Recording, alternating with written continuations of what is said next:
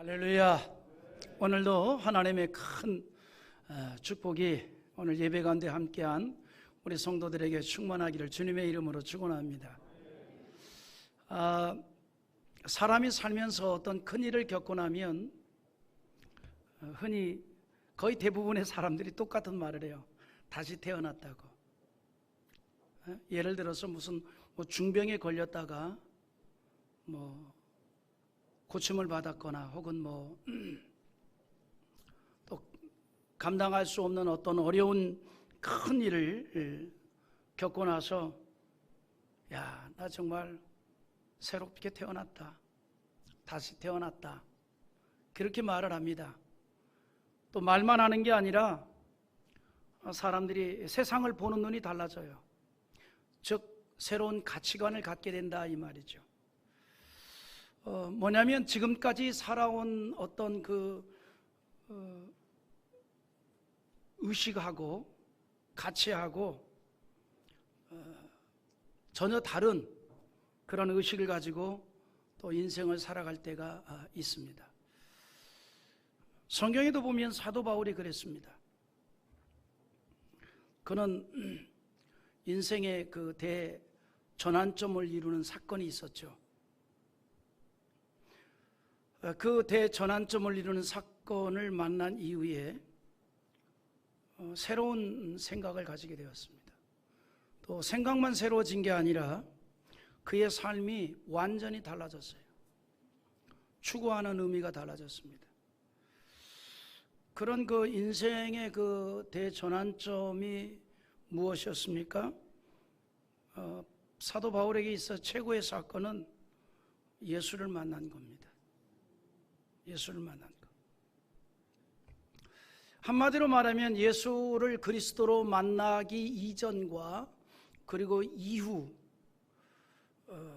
사도 바울의 삶은 완전히 달라졌어요.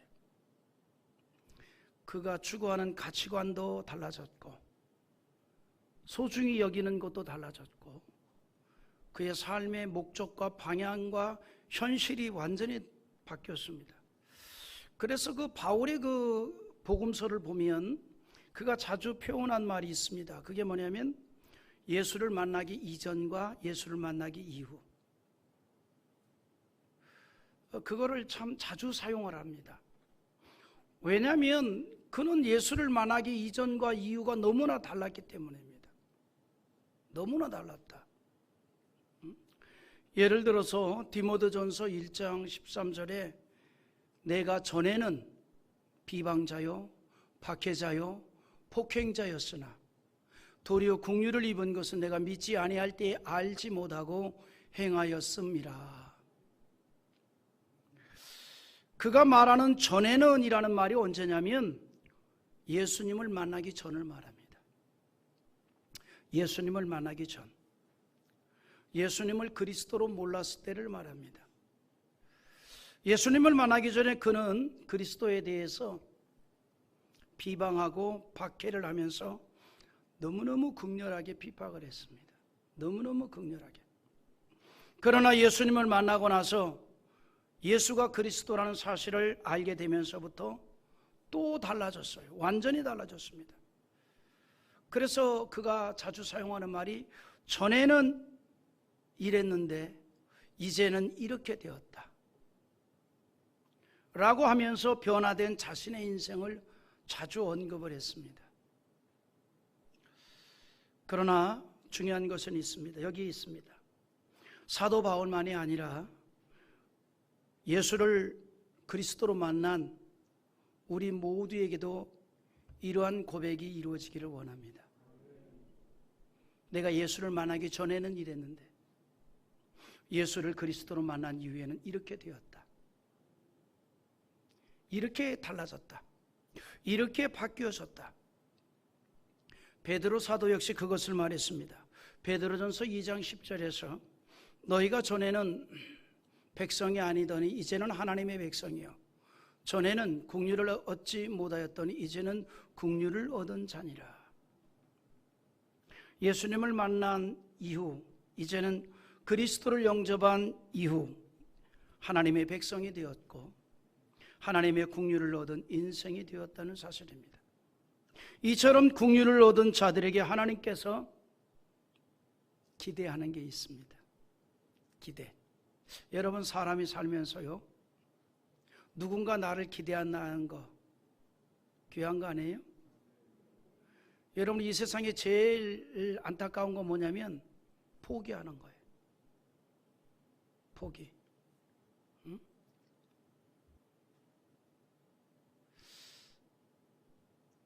그런 거 있죠.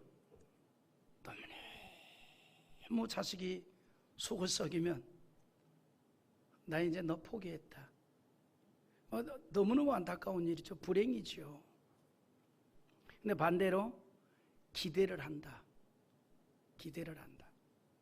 근데 기대하는 자가 누구냐에 따라서 또 의미가 달라집니다. 하나님께서 여러분 모두를 기대하고 계십니다. 할렐루야. 전능하신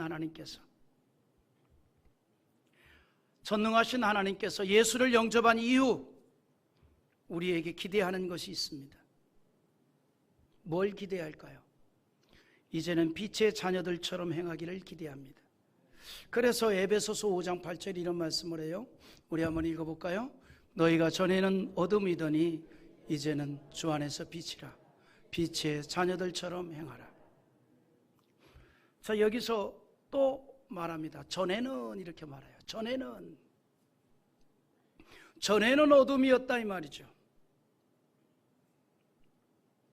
여기서 말하는 전에는 뭡니까? 예수님을 영접하기 전입니다. 중생하기 이전입니다. 그때의 인생에 대해서 뭐라고 얘기하냐면 어둠이다 그래요. 여러분, 캄캄하면 제대로 분별을 못 하잖아요. 잘 볼 수가 없잖아요. 제대로 확인이 안 되잖아요. 그래서 전에는 어둠이라는 것은 무엇을 말하는 거니? 영적으로 어두웠다 이 말입니다. 그래서 영적인 분별을 할 수가 없게 되는 거죠. 소중한 길이 보이지 않습니다. 영생의 길이 보이지 않습니다. 천국 길이 보이지 않습니다. 틀림없이 하나님께서 영생의 길을 열어놓으셨거든요. 천국 길을 열어놓으셨거든요. 그러나 영적으로 어두워 있기 때문에 보이지 않는 거예요. 하지만 예수님을 영접한 이후에는 달라졌다. 새로운 세계가 보이게 됩니다. 새로운 세계가 보이게 된다. 여러분 우리 20세기는요. 20세기는 사람들의 생각을 무엇이 장악을 했냐면 과학이 장악을 했어요. 과학. 그런데 결국은 과학은 뭐예요? 인간 이성으로 납득되어지는 것, 그걸 과학이라고 하잖아요. 그래가지고 모든 걸 다 무엇으로 평가를 하냐면 그것이 과학적이냐 아니냐. 그래서 과학적이면 진리로 받아들이고 과학적이지 않으면 비진리로 여기서 타부시했습니다. 그러니까 20세기는 온통 사람들이 과학적이냐 아니냐, 과학이 사람들의 생각을 장악을 했어요. 그런데 여기에 함정이 있습니다. 그 과학이라는 것이 뭐냐면 결국은 인간 이성의 범주에 있는 거예요. 그러나 우리가 살고 있는 이 세상은 인간 이성의 범주에서만 이해되어지는 것보다 훨씬 많은 세계가 있어요. 그럼에도 불구하고 20세기는 과학적인 것만이 진리로 받아들였어요. 그래서 그럼 비과학적인 얘기 하지도 마라.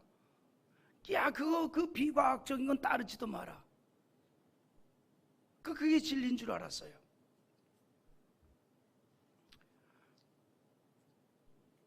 그리고서 1세기가 지났어요. 지나고 보니까 사람들의 마음속에 과학의 회의감이 오는 거예요. 아, 과학만이 아니구나. 우리가 그렇게 진리로 여겼던 과학이 만능은 아니구나. 과학 외에 보이지 아니하지만 우리 인간의 이성으로는 이해가 되지 않았지만 또 다른 세계가 있구나. 거기를 이제 빠져가기 시작합니다. 그게 21세기예요.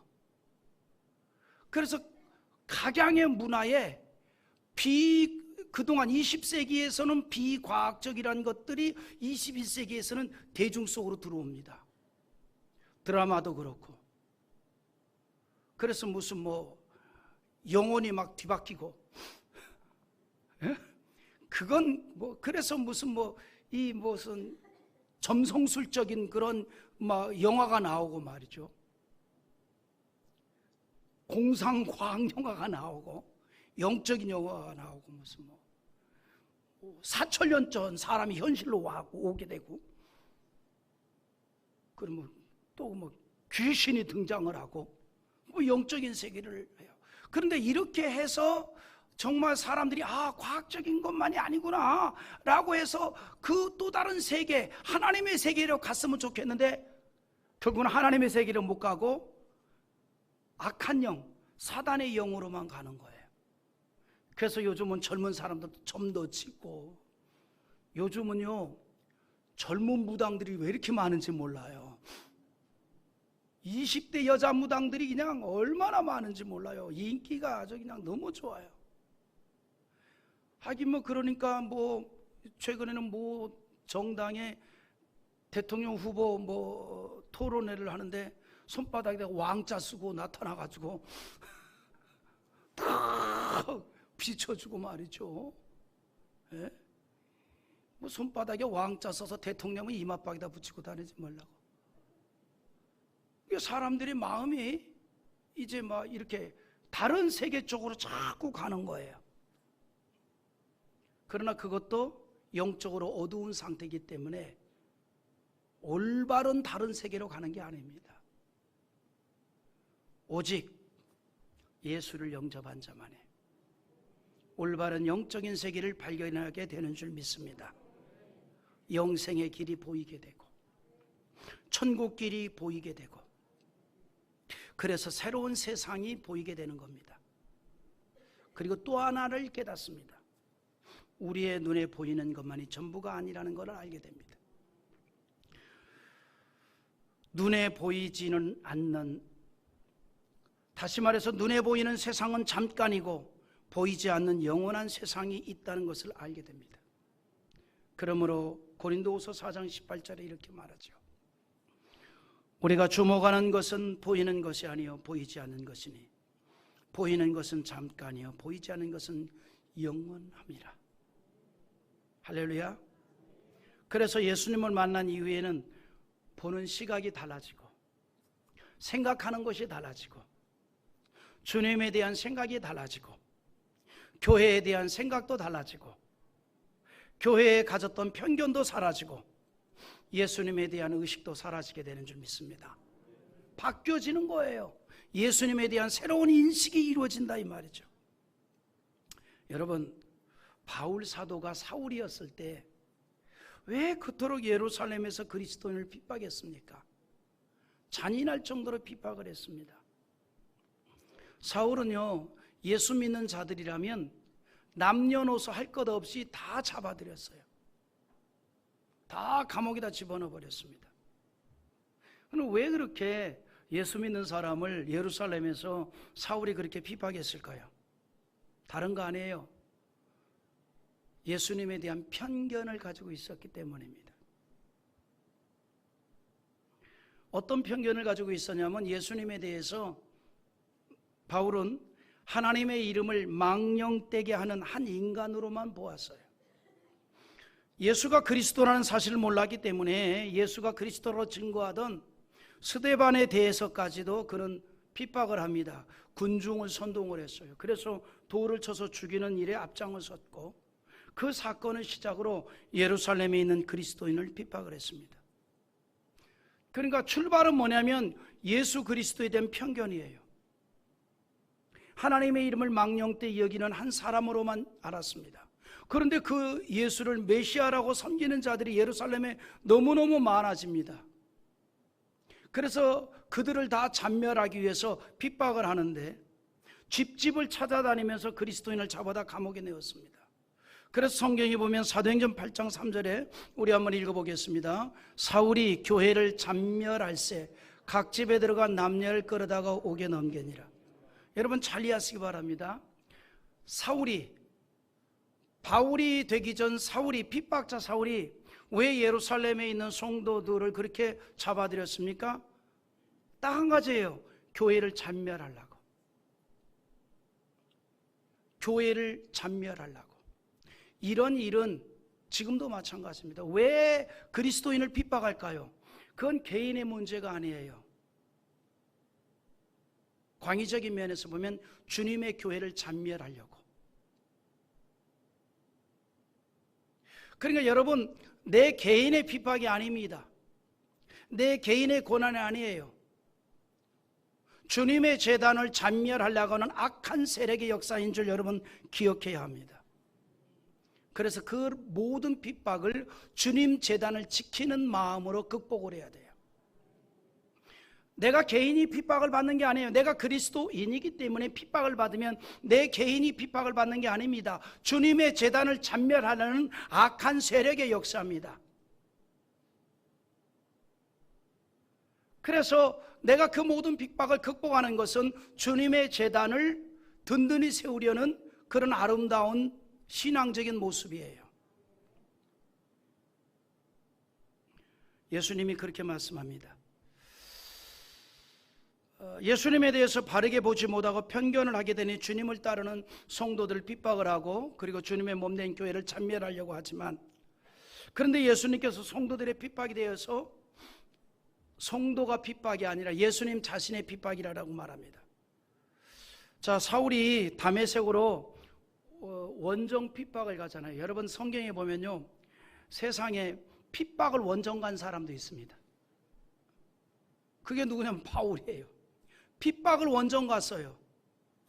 예루살렘에서 예수 믿는 사람들을 정말 다 그냥 잡아들이니까 다 뿔뿔이 흩어지고 숨고 그럽니다. 이걸로 만족하지 않습니다. 들으니 저 다메섹에 또 예수 믿는 자들이 막 폭발적으로 늘어난다 이 말이죠. 그래서 사울이 말이죠, 다메섹으로 원정 핍박을 갔어요. 그때 예수님께서 나타나셔서 하신 말씀이 있죠. 사도행전 9장 4절과 5절 한번 읽어봅니다. 땅에 엎드려져 들음에 소리가 있어 이르시되 사울아 사울아 너가 어찌하여 나를 박해하느냐 하시거늘 대답하되 주여 누구시니까 이르시되 나는 너가 박해하는 예수라. 할렐루야. 사울에게 이렇게 말합니다. 나는 너가 박해하는 예수다. 사울이 교회를 잔멸하려고 그리스도인을 박해했습니다. 그런데 그것에 대해서 예수님이 이렇게 말합니다. 나를 박해하는 거다. 나를 박해하는 거다. 여러분 이 원리를 잘 이해하시기 바랍니다. 교회를 어렵게 하는 것은 예수를 어렵게 하는 거예요. 교회를 박해하는 것은 예수를 박해하는 겁니다. 반대로 교회를 이롭게 하는 것은 예수님을 이롭게 하는 거예요. 교회를 유익하게 하는 것은 예수님을 유익하게 하는 거예요. 여러분 내가 주님을 위한다고 하면서 교회를 어지럽히면 그건 주님을 어지럽히게 하는 거예요. 주님을 박해하는 겁니다. 여러분 그래서 우리가 교회를 위해서 헌신하는 것, 주님을 향한 헌신이 되는 줄 믿습니다. 교회를 유익하게 하는 것, 주님을 유익하게 하는 거예요. 할렐루야.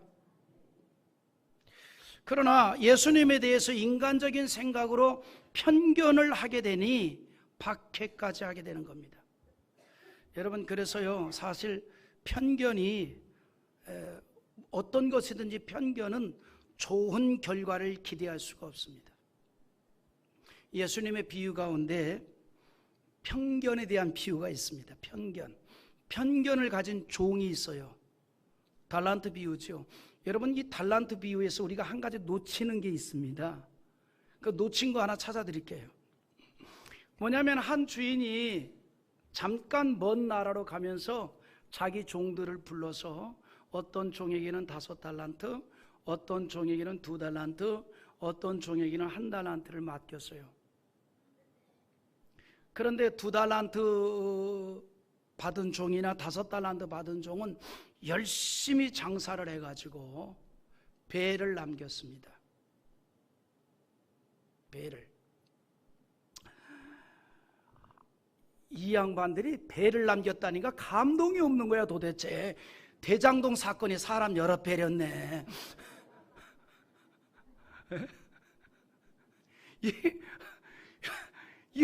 열심히 해서 배를 남겼다니까 감동이 없어요. 무슨 뭐 그냥 몇십만 배를 남겨야 감동을 받나 봐.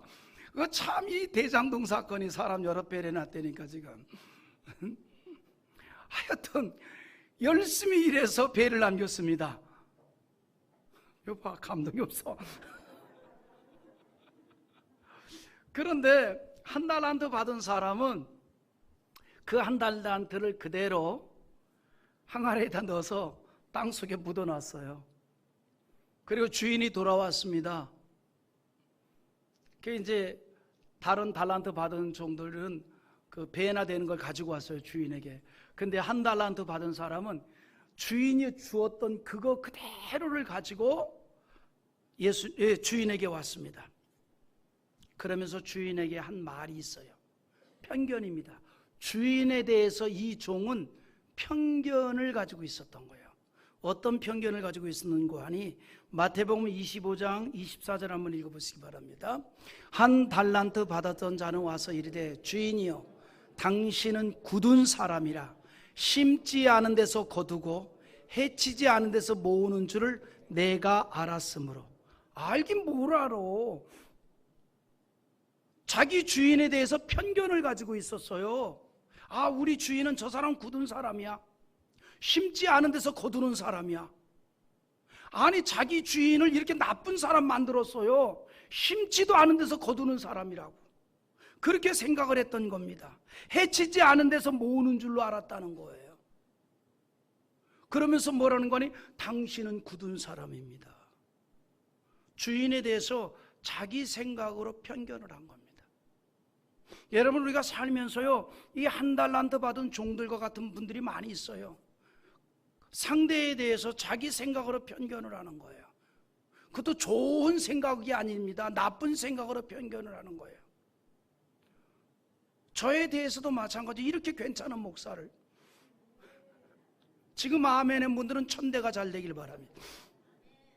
아까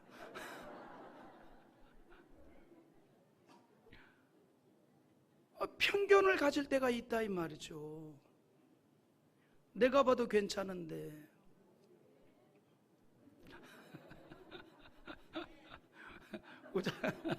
웃자는 얘기입니다. 편견. 이 종이 주인에 대해서 편견을 가지고 있었어요. 여러분, 사람이 편견을 가지면요, 절대로 옳은 판단을 못합니다. 그릇된 판단을 할 수밖에 없어요. 옳은 판단을 못해요. 이 원리는요, 우리 신앙도 마찬가지입니다. 예수님에 대해서 편견을 가지고 교회에 대해서 편견을 가지면 신앙의 열매를 기대할 수 없습니다. 예수님에 대해서 편견을 가지고 교회에 대해서 편견을 가지고 목사에 대해서 편견을 가지고 절대로 좋은 신앙의 열매를 기대할 수가 없습니다. 여러분, 그래서요, 그리스도인이 좋은 열매를 맺는 신앙생활을 하려면 하나님의 말씀에 대해서 편견을 버려야 합니다. 먼저 하나님의 말씀에 대해서 편견을 버려야 돼요. 자기 생각이나 고집을 버리고 믿음으로 순전하게 하나님의 말씀을 받고 순종할 수 있기를 원합니다. 믿으면 아멘. 편견을 버려야 돼요. 여러분, 아브라함이 믿음의 조상이 될 수 있었던 것은 하나님의 말씀을 들을 때에 편견이 없었어요. 즉, 자기 생각이 개입되지 않았다는 겁니다. 오직 믿음으로 받고 순종을 했습니다. 홍수 심판에서 구원받은 노아도 마찬가지입니다. 성경에서 보면 노아 시대를 타락한 시대로 말할 때, 또 타락한 시대를 비유할 때 노아 시대로 얘기합니다.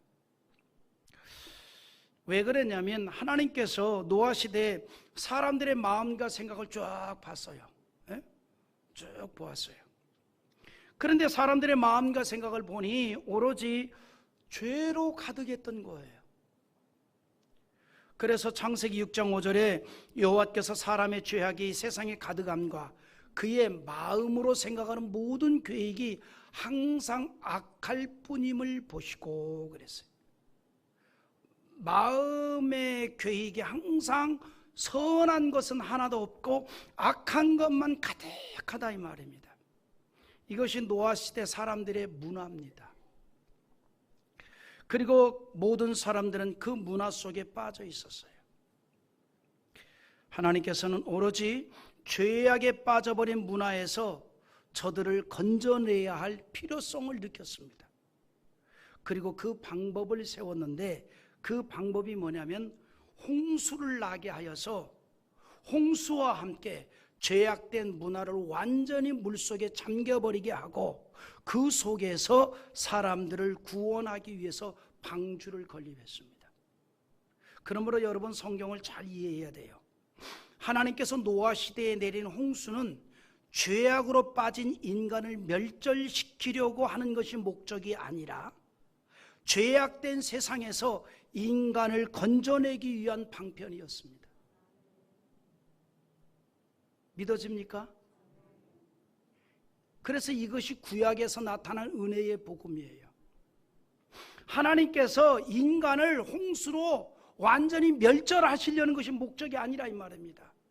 인간이 다 죄악된 문화에 빠져 있는 거예요. 저 죄악된 문화에서 인간을 건져내야 되겠다 이 말이죠. 그래서 홍수로 죄악된 문화를 완전히 잠기게 하고 그 속에서 인간을 구원하기 위해서 방주를 건립했습니다. 하나님의 방편이에요. 그러니까 하나님은요 이처럼 사랑의 하나님입니다. 살리는 하나님이라 이 말이에요. 죽이는 하나님이 아니라 이 말입니다. 홍수 심판을 내린 목적을 우리가 잘 찾아야 돼요. 이게 구약에 나타난 하나님의 은혜의 역사입니다. 그래서 방주를 건립하도록 했던 거예요. 그리고 방주가 다 건립이 될 때까지, 방주가 완공이 될 때까지 이 땅에 홍수를 내리지 않았다 이 말이에요. 구원의 길을 먼저 마련해 놓았어요. 그래서 우리 하나님은요 다 살 길 마련해 놓고 비도 내리시는 분이에요. 따라합시다. 하나님께서 나는 잘 모르지만 살 길 다 마련해 놓으셨다. 할렐루야. 아멘입니까? 나는 잘 모르지만 하나님 다 하셔서 살 길 마련해 놓았어요. 하나님은 죽이시는 것이 목적이 아니라 이 말입니다. 믿습니까? 그런데 그 살 길을 마련하는 하나님의 위대한 구원의 역사에 누구를 사용했는고 하니 노아를 사용했다 이 말이죠. 그 거룩한 사역에 노아를 선택했습니다. 하나님께서 노아를 시대적 사명자로 불렀습니다. 그리고 죄악된 문화에서 인간을 구원하기 위한 하나님의 계획을 말씀하셨고 그 계획을 위해서 방주를 건립하도록 했습니다. 그때 노아는 하나님의 말씀을 받을 때 자기 생각이나 편견이 없었어요. 여러분 자기 생각이나 편견이었다면 홍수 심판을 생각했겠습니까? 방주를 건립했겠습니까? 그러나 믿음으로 받았고 순종하여 일생 동안 방주를 건립했습니다. 여러분 하나님의 말씀을 받은 노아가 일생 동안 한 일은 두 가지입니다. 첫째는 방주를 건립하는 일을 했고 두 번째는 자신이 방주를 건립하는 이유를 증거했습니다. 하나님의 심판과 구원을 증거했습니다. 그러나 그 일이 사람들에게는 조롱거리가 됐어요. 조롱거리. 그래도 노아가 중요한 건 뭐냐면 절대로 흔들리지 않았다는 거죠. 일생 동안 방주를 건립하면서 사람들에게 하나님의 심판과 구원의 복음을 증거했습니다. 노아의 일생이 우리에게 그대로 적용이 됩니다. 우리는 이 땅에서 노아처럼 사는 자가 되어야 합니다. 노아가 일생 동안 할 일은 방주를 건립하는 일과 심판에서 구원 받으라는 복음을 증거하는 일을 했습니다. 이 일이 바로 우리가 해야 할 일인 줄 믿습니다.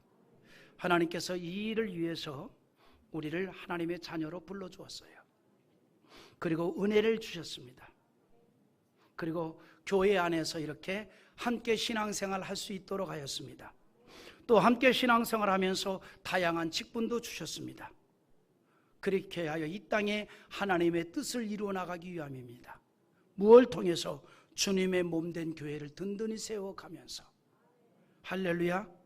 여러분, 하나님께서 우리를 자녀로 불러주셨고요, 교회의 구성원이 되도록 하셨는데 이걸로 끝나지 않고 다양한 직분을 주셨습니다. 오늘 본문에서도 그걸 말해주고 있는데 11절 한번 읽어보겠습니다. 그가 어떤 사람은 사도로, 어떤 사람은 선지자로, 어떤 사람은 복음 전하는 자로, 어떤 사람은 목사로 교사 삼으셨으니. 여기에 이제 조금만 더 연장시킨다면 어떤 사람은 찬양하는 사람으로, 어떤 사람은 청소하는 사람으로, 어떤 사람은 차량 운행하는 사람으로, 어떤 사람은 방송실에서, 어떤 사람은 안내위원으로, 어떤 사람은 주방에서 설거지하는 걸로, 어떤 사람은 예배를 신실하게 드리는 걸로. 여러분, 예배를 신실하게 드리는 것도 여러분 예배를 위해서 큰 일을 한 겁니다. 생각해 보세요. 제가 앞에서 이렇게 예배를 인도하고 말씀을 증거하는데 여러분들이 예배를 신실하게 드리지 않고 이렇게 드린다 생각해 보세요. 목사가 은혜롭게 예배를 인도하겠습니까? 그 여러분들이 정말 예배를 신실하게 드리는 것도 예배에 충성하는 일이고 귀한 일인 줄 믿으시기 바랍니다. 이 모든 일을 통해서 무엇을 하느냐? 주님의 몸된 교회를 든든히 세워지는 거예요. 할렐루야. 그래서 12절에서 이렇게 말하죠. 우리 한번 읽어보겠습니다. 이는 성도를 온전하게 하여 봉사의 일을 하게 하며 그리스도의 몸을 세우려 하십니다. 자, 우리가 은혜를 받고 우리에게 각양의 직분을 맡긴 목적을 분명히 말합니다. 봉사의 일을 하게 하며 그리스도의 몸을 세우려 하십니다 그랬습니다.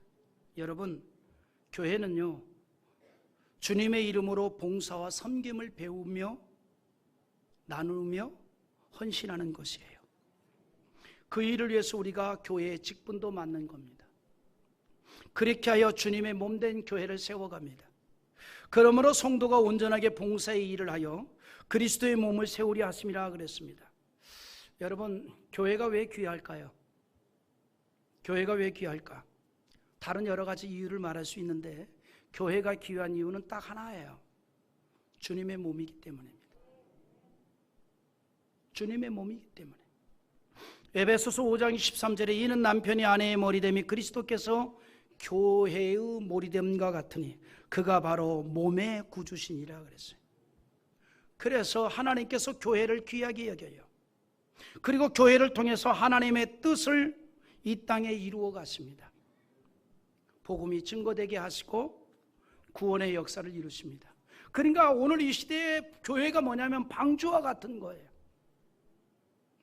노아가 일생 동안 방주를 건립했습니다. 우리는 일생 동안 몸된 제단을 든든히 세우는 일을 하는 거예요. 방주를 통해서 하나님의 구원의 역사를 이루듯이 교회를 통해서 하나님의 구원의 역사를 이루기 때문입니다. 그리고 그 일에 참여하는 자를 의인으로 여기시고 귀하게 여기신다는 사실입니다. 그래서 교회를 든든하게 세우고 유익하게 하는 일은 하나님의 거룩한 사역을 함께하는 것이고, 그리고 그 일은 결단코 헛되지 아니하고 가치 있는 일이 된다는 거죠. 여러분, 고린도전서 15장 58절 한번 읽어볼까요? 다 같이 읽어봅니다. 그러므로 내 사랑하는 형제들아, 견실하며 흔들리지 말고 항상 주의 일에 더욱 힘쓰는 자들이 되라. 이는 너의 수고가 주 안에서 헛되지 않은 줄 알미니라.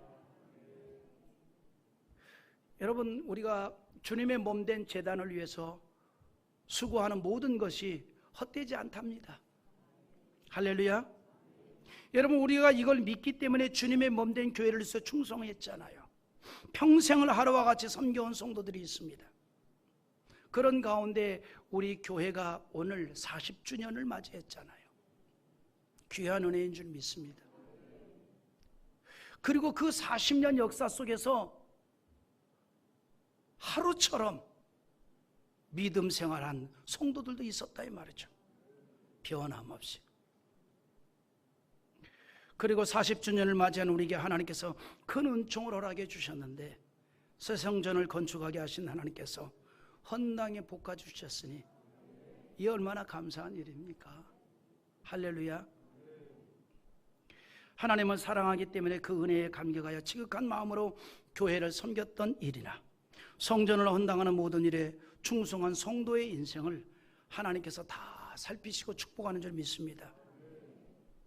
여러분, 하나님은요 지금도 불꽃 같은 눈으로 주를 향하여 충성하는 자를 다 살피십니다.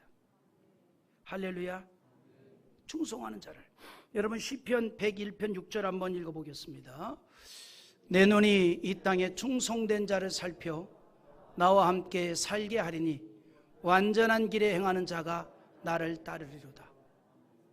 아멘입니까? 내 눈이 이 땅에 충성된 자를 살핀다 그랬어요. 제가요 이 충성이란 단어를 참 좋아합니다. 충성. 여러분, 우리가 매사에 충성해야 돼요. 충성. 충성이 뭐예요? 마음을 다해서 하는 헌신을 말합니다. 여러분, 우리가요 예배에도 충성을 해야 돼요. 예배에 충성을 할 때 은혜를 받지요. 마음을 다해서 말씀을 듣고 마음을 다해서 찬양을 하고, 우리가 교회의 직분도 충성할 때에 그 직분을 감당할 때 말할 수 없는 은혜를 받게 되잖아요. 제가 요즘은 안 그럽니다만, 제가 이제 전도사 때 주일날 아침에 항상 집에서 나오기 전에 했던 일이 있어요. 다 이제 뭐 나름대로 꾸미고 뭐 하고 이제 뭐 하고 뭐 이제 양복 딱 입고 마지막으로 하는 일이 있어요. 거울 딱 보고 충성! 그리고 이제 나옵니다. 그 무슨 뜻인 줄 알아요? 그 거울 보고 항상 그랬어요. 하나님, 오늘도 충성하겠습니다. 그리고 나오는 거예요. 예? 하나님, 오늘도 충성하겠습니다. 그래서 제가 그 말을 참 좋아했어요. 예? 단어가 좋잖아요. 충성. 오늘 여러분, 우리가 예배에 충성하시길 바라요. 사업하는 사람은 사업에 충성하기를 바라요. 할렐루야. 사업하는 사람은 사업에 충성해야죠. 직장생활은 직장인도 충성하고, 목사인 저는 목사의 사명에 충성하고, 우리 장로님들은 장로의 직분에 충성하고, 권사님들은 권사의 직분에 충성하고. 할렐루야. 우리 안수 집사님들 안수 집사님 직분에 충성하고, 우리 집사님들이 집사님 직분에 충성하고. 그럴 때 은혜가 되는 줄 믿습니다. 왜냐하면 하나님께서 충성하는 자를 살피신다 그랬어요. 아멘. 내 눈이 이 땅에 충성된 자를 살핀다 그랬어요. 그래서 우리가 충성하고 헌신하는 것 절대로 헛되지 않은 줄 믿습니다. 그래서 우리가 열심히 주님 재단을 섬겼어요. 헌신했어요. 그리고 하나님의 은혜 가운데 40년 역사가 왔어요. 주님 재림하는 그날까지 몸된 재단 더욱 든든히 세워가는 줄 믿습니다. 그리고 또 이렇게 성전을 건축하고 헌당을 하게 되었습니다. 그러나 여러분, 여기서 저는 설교를 맺으면서 이런 이야기를 하고 싶습니다. 이 모든 일은 여기서 결론이 나서는 안 된다는 거죠. 이 모든 일은 교회의 사명을 위한 새로운 출발이 되기를 원합니다. 아멘입니까? 신학자 에밀 브루너가 한 말이 있습니다. 아주 공감되는 말을 했어요. 나무에 불이 붙음으로 불이 있듯이 선교에 의해서 교회는 존재한다. 선교에 의해서 교회는 존재한다. 교회의 존재 이유가 무언가를 말해주고 있습니다. 여러분, 교회의 존재 이유는 선교에 있습니다. 선교는 교회의 사명이고 교회의 존재적 가치고 예수님의 명령입니다. 그러므로 마가복음 16장 15절에 또 이랬을 때 너희는 온 천하에 다니며 만민에게 복음을 전파하라 그랬어요. 또한 사도행전 1장 8절 오직 성령이 너에게 임하시면 너희가 권능을 받고 예루살렘과 온 유대와 사마리아 땅 끝까지 이르러 내 증인이 되리라 그랬습니다. 생명의 복음을 전파하는 전도와 선교는 예수님께서 우리에게 하신 지상 최고의 명령이며 우리에게 맡겨진 최고의 직책인 줄 믿습니다. 천사도 흠모할 만한 귀한 직책입니다.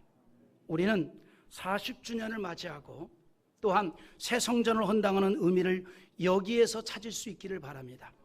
주님께서 오시는 그날까지 우리 교회가 전도와 선교의 사명을 온전히 감당하여 날마다 영혼을 살리는 생명력이 넘치는 교회가 되기를 주님의 이름으로 축원합니다.